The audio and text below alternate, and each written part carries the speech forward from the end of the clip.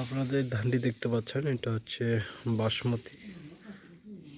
বাসমতি খুবই চিকন একটা ধান। এটা আমরা হাঁড়িতে সিদ্ধ করছি। এটা আজকে শুকানো হয়ে গেছে। এটা 2-3 দিন পর রেস্টে দিয়ে তারপর এটা হাস্কিং মিলে ভাঙানো হবে।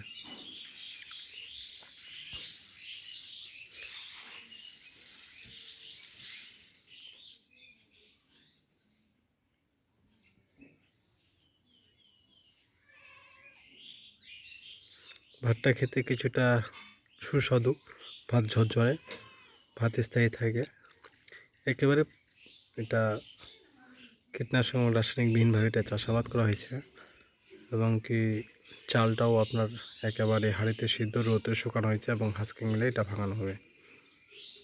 তো ধন্যবাদ আপনাদেরকে। একেবারে ধানগুলো ফ্রেশ কোয়ালিটি, অনেক ভালো।